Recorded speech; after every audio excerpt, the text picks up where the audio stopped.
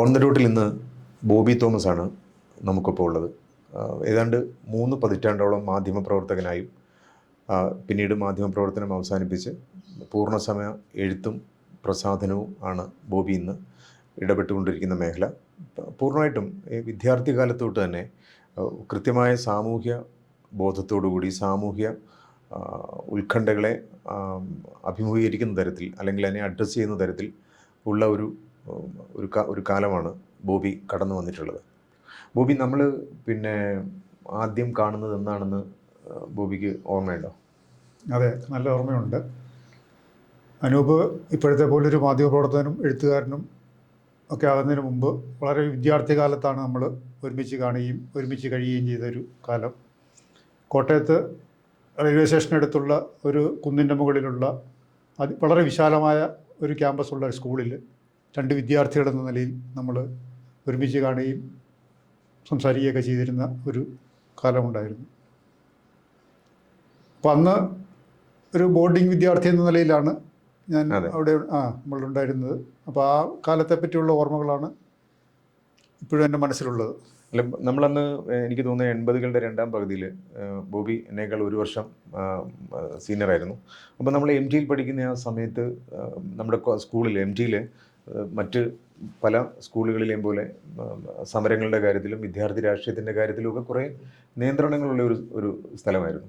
അപ്പോൾ അന്നത്തെ നമ്മൾ പഠിക്കുന്ന സമയത്ത് എനിക്ക് തോന്നുന്നു നമ്മൾ 10ാം ക്ലാസ് വരെ, ബോബി എന്നേക്കാൾ 1 വർഷം 10ാം ക്ലാസ് കഴിഞ്ഞ് പോയി 1 വർഷം കൂടെ ഞാനവിടെ പഠിച്ചിരുന്നു.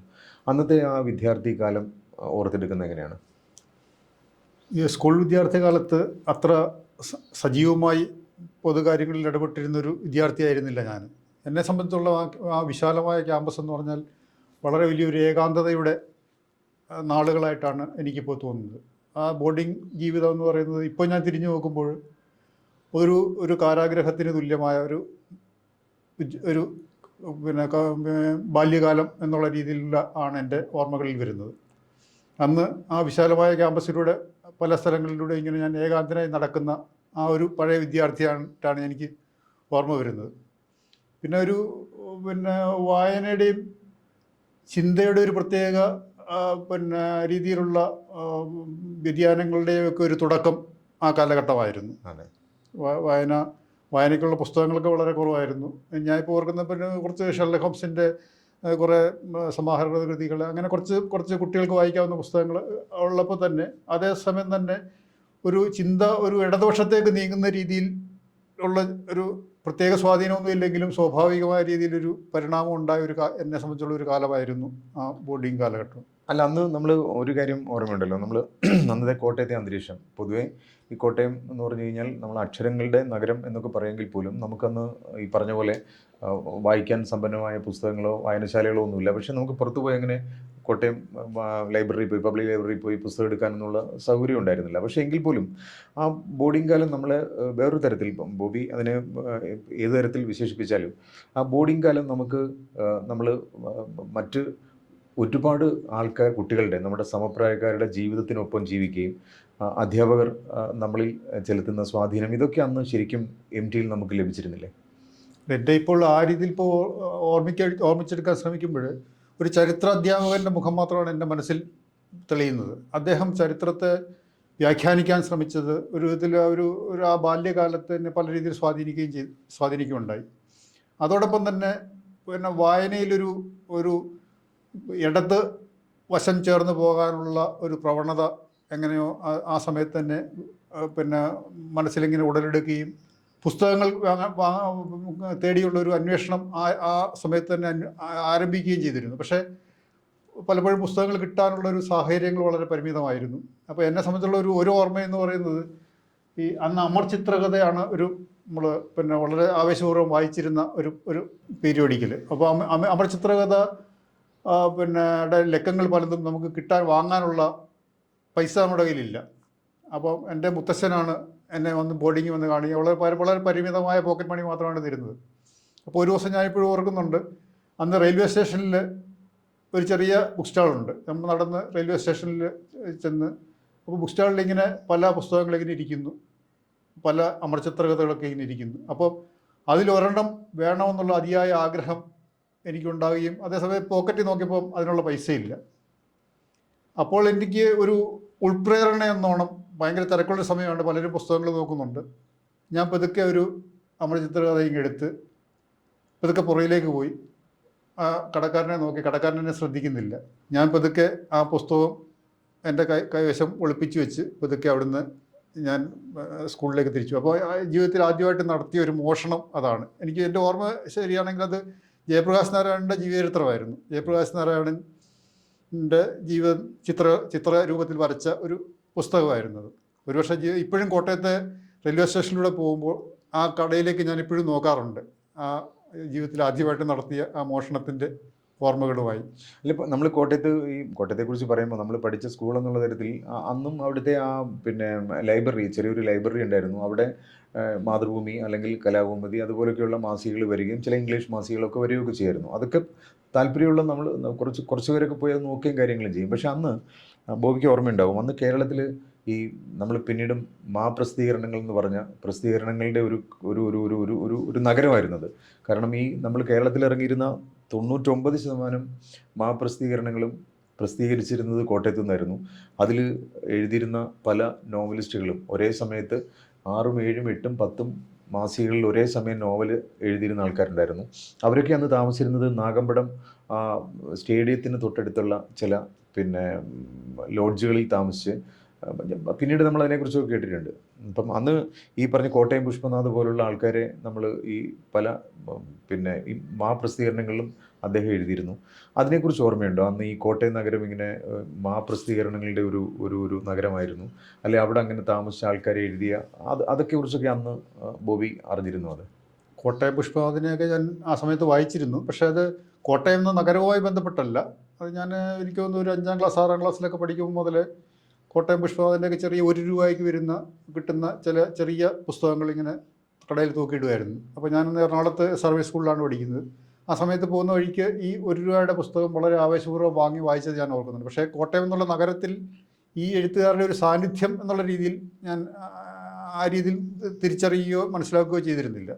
അന്ന് നമ്മൾ ഈ ബോർഡിങ്ങിൽ നിന്ന് നമ്മളെ സിനിമകൾക്ക് കൊണ്ടുപോകുന്ന വൈകുന്നേരങ്ങൾ ഓർമ്മയുണ്ടല്ലോ. ചില ദിവസങ്ങളിൽ രാവിലെ അനൗൺസ് ചെയ്യും, നമുക്ക് ഇങ്ങനെ സിനിമ വരുന്നുണ്ട്. അതിരാത്രം എന്ന് പറഞ്ഞ സിനിമ റിലീസായി കഴിയുമ്പോൾ, അല്ലെങ്കിൽ അതുപോലുള്ള സിനിമകൾ റിലീസാകുമ്പോൾ അന്നത്തെ ഏറ്റവും നല്ല സിനിമകൾ വരുമ്പോൾ ബോർഡിങ്ങിൽ നമ്മളോട് പറയുകയും നമ്മൾ വൈകുന്നേരത്തെ ഒരു മാറ്റിനിയുടെ സമയത്ത് നമ്മൾ വലിയ ക്യൂ ആയിട്ട് അധ്യാപകരോടൊപ്പം വാർഡന്മാരോടൊപ്പം ആ സംഭവങ്ങളെക്കുറിച്ച് ഓർമ്മയുണ്ടോ? സിനിമകൾ കണ്ടതിൻ്റെ ഓർമ്മകളുണ്ടെങ്കിലും അതിൻ്റെ വിശദാംശങ്ങളിലേക്ക് എൻ്റെ ഓർമ്മകൾ ഇപ്പോൾ ഇല്ല. എനിക്ക് കോട്ടയം നഗരത്തിലെ ഏറ്റവും പ്രധാനപ്പെട്ട തിയേറ്ററുകളാണ് അഭിലാഷ്, ആനന്ദ്, അങ്ങനെയൊക്കെയുള്ള തിയേറ്ററുകൾ. അപ്പോൾ നമ്മൾ ബോർഡിങ്ങിൽ നിന്ന് എനിക്ക് നല്ല ഓർമ്മയുണ്ട്. കാരണം നമ്മളന്ന് മിക്കവാറും എല്ലാ മാസത്തിലും ഒരു 1-2 ഞായറാഴ്ചകളിൽ നമ്മളെ സിനിമ കൊണ്ടുപോകും. ഉച്ചയ്ക്ക് ശേഷം ഒരു 4-4:30 ആകുമ്പോൾ നമ്മളെല്ലാവരും റെഡിയായി ഭയങ്കര ആഘോഷമായിട്ട് പോയിട്ട് നമ്മൾ സിനിമയ്ക്ക് പോകും. തിരിച്ചു വരുമ്പോൾ നമ്മൾ ചില ബേക്കറികളിലൊക്കെ ചില സാധനങ്ങളൊക്കെ വാങ്ങും, കഴിക്കാനുള്ളതൊക്കെ വാങ്ങും, തിരിച്ച് ബോർഡിങ്ങിലേക്ക് വരുന്ന ഓർമ്മയുണ്ട്. അപ്പോൾ അന്നത്തെ ആ ഒരു വിദ്യാർത്ഥി കാലത്തിൽ നിന്നും സ്കൂൾ കാലത്തിൽ നിന്നും ബോബി പിന്നീട് പിന്നെ കോളേജ് വിദ്യാഭ്യാസത്തിലേക്ക് വരുന്നു. അപ്പോൾ ഈ സമയത്താണ് എനിക്ക് തോന്നുന്നു ബോബി ഈ രാഷ്ട്രീയമായി കൂടുതൽ ജാഗ്രതയുള്ള ആളായി മാറുകയും അല്ലെങ്കിൽ വായനയിലും ചിന്തയിലും ഒക്കെ ആ തരത്തിൽ ഒരു മാറ്റം ബോബിക്ക് സംഭവിക്കുന്നത് ആ കാലത്താണെന്നാണ് ഞാൻ പിന്നീട് മനസ്സിലാക്കിയത്. കാരണം നമ്മൾ സ്കൂൾ കാലം കഴിഞ്ഞതിന് ശേഷം ഏതാണ്ട് 6-7 വർഷം നമ്മൾ കണ്ടിട്ടില്ല. അതിനുശേഷമാണ് തിരുവനന്തപുരത്ത് ചുരുക്കിൽ നമ്മൾ വളരെ യാദൃശ്യമായിട്ട് കാണുകയും അപ്പോൾ നമുക്ക് തിരിച്ചറിയാൻ പ്രയാസമൊന്നും ഉണ്ടായില്ല ഒരു 6-7 വർഷത്തിന് ശേഷം. അപ്പോൾ ആ കാലത്ത് എങ്ങനെയാണ് ബോബി? സ്കൂൾ വിദ്യാഭ്യാസം കഴിഞ്ഞതിന് ശേഷം പ്രീ ഡിഗ്രി എന്നുള്ളൊരു ഇന്ന് നിലവിലില്ലാത്തൊരു സംവിധാനത്തിലേക്കാണ് നമ്മളൊക്കെ പോയത്. അപ്പോൾ പ്രീ ഡിഗ്രി എന്ന് പറയുമ്പോഴത്തേക്ക് ഒരു സ്കൂൾ ജീവിതത്തിൻ്റെ വളരെ ഒരു അടച്ചുപൂട്ടിയ ഒരു അന്തരീക്ഷത്തിൽ നിന്ന് സർവ്വസ്വതന്ത്രമായ ഒരു പുതിയ ലോകത്തിലേക്കുള്ള ഒരു പ്രവേശനം പോലെയായിരുന്നു അന്ന് പ്രീ ഡിഗ്രി കാലം എന്ന് പറയുന്നത്. അപ്പം എൻ്റെ ജീവിതത്തിൽ ഏറ്റവും അധികം ആഘോഷിച്ച 2 വർഷങ്ങളെന്ന് പറഞ്ഞാൽ പ്രീ ഡിഗ്രിയുടെ 2 വർഷങ്ങളാണ്. അപ്പം അന്നൊരു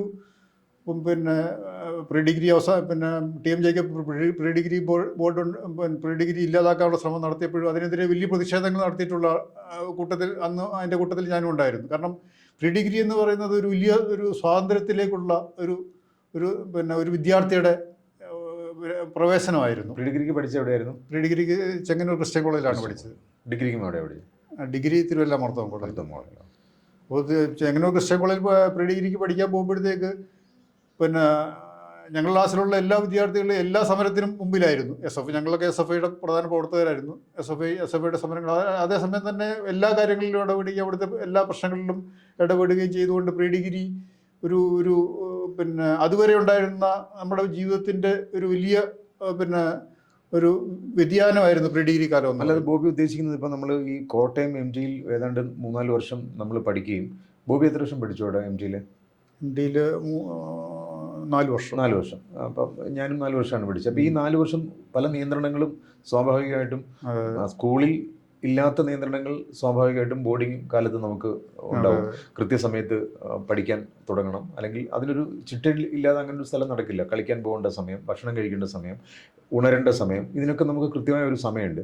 അപ്പോൾ അത്തരം ഒരു നിയന്ത്രണം 4 വർഷം ജീവിച്ചതിൻ്റെ ഒരു പിന്നീടൊരു അതിൻ്റെ ഒരു തുറന്നുവിടലായിരുന്നു പിന്നീട് ഈ പറഞ്ഞ പ്രീ ഡിഗ്രി കാലം. അതിലെ നിശ്ചയമായിട്ടും വലിയൊരു തുറന്നുവിടലും നമ്മുടെ ഒരു ബൗദ്ധികമായ അന്വേഷണങ്ങളുടെ ഒരു വലിയൊരു തുടക്കമായിരുന്നു.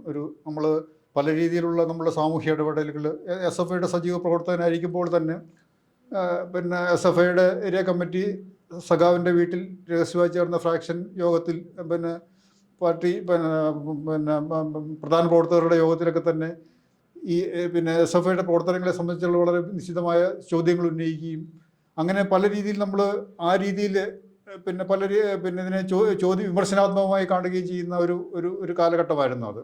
അന്ന് പിന്നെ ഈ കമ്മ്യൂണിസ്റ്റ് പ്രസ്ഥാനത്തിൻ്റെ ചരിത്രത്തെയൊക്കെ വളരെ ആവേശപൂർവ്വമാണ് വായിച്ച് അറിയാൻ ശ്രമിച്ചത്. തോപ്പിൽ രവിയുടെ തോപ്പിൽ ഭാസിയുടെ ഒളിവിലെ ഓർമ്മകൾ വായിച്ചൊരു പ്രചോദനത്തിലാണ്. ശങ്കരാനന്ദ തമ്പി എന്നുള്ള വലിയൊരു കമ്മ്യൂണിസ്റ്റ് നേതാവുണ്ട്, ചെങ്ങന്നൂർ ആ ഭാഗത്തൊക്കെ ഉണ്ടായിരുന്ന ഒരു വലിയ നേതാവായിരുന്നു. അപ്പോൾ അദ്ദേഹത്തെ കാണണമെന്ന് വലിയൊരു ആഗ്രഹം ഉണ്ടാവുകയും, അപ്പോൾ അവിടുത്തെ ഒരു കമ്മ്യൂണിസ്റ്റ് പ്രവർത്തകനെ തമ്പി സാറുമായിട്ട് പരിചയമുണ്ടായിരുന്ന കമ്മ്യൂണിസ്റ്റ് പ്രവർത്തകൻ്റെ സഹായത്തോടു കൂടി അദ്ദേഹത്തോടൊപ്പം തിരുവനന്തപുരത്ത് വന്ന് തമ്പി സാറിൻ്റെ വീട്ടിൽ പോയി തമ്പി സാറുമായിട്ട് വളരെ നിരന്തരവും കുറേ നേരം സംസാരിക്കുകയും ചെയ്തു. അല്ലാതെ ഈ ശങ്കരാനന്ദ തമ്പിയെ കണ്ട കാര്യം പറഞ്ഞല്ലോ, ആ ഒരു അനുഭവം ഒന്ന് വിശദമായിട്ട് പറയാം. അദ്ദേഹത്തെ കാണാൻ വന്നതും അദ്ദേഹത്തിൻ്റെ അദ്ദേഹത്തെ എന്ന് വെച്ചാൽ അത് ഒരു ലെജൻഡിന് മുമ്പിൽ നമ്മൾ നിൽക്കുമ്പോൾ ആ ഒരു കാരണം ഈ വായിച്ചറിഞ്ഞ് ഉള്ള ചരിത്രത്തിൽ ഒരു കഥാപുരുഷൻ നമ്മുടെ മുമ്പിൽ നിൽക്കുമ്പോൾ ഒരു വലിയ അത്ഭുതത്തോടുകൂടിയാണ് ഞാൻ അദ്ദേഹത്തെ കണ്ടത്. എന്നോടൊപ്പം ഉള്ള ആളാണ് കൂടുതൽ സംസാരിച്ചത്. അവരുടെ സംസാരം കൂടുതൽ കേട്ടുകൊണ്ടിരിക്കുകയായിരുന്നു ഞാൻ ചെയ്തത്. എങ്കിലും എന്നെ സംബന്ധിച്ചുള്ള ഒരു ജീവിതത്തിൽ വലിയൊരു അനുഭവമായിരുന്നു. അത്ര ഒരു പ്രധാനപ്പെട്ട ഒരു നേതാവിനെ നേരിട്ട് കാണാൻ പറ്റുന്ന ഒരു ആദ്യത്തെ അനുഭവമായിരുന്നു അത്.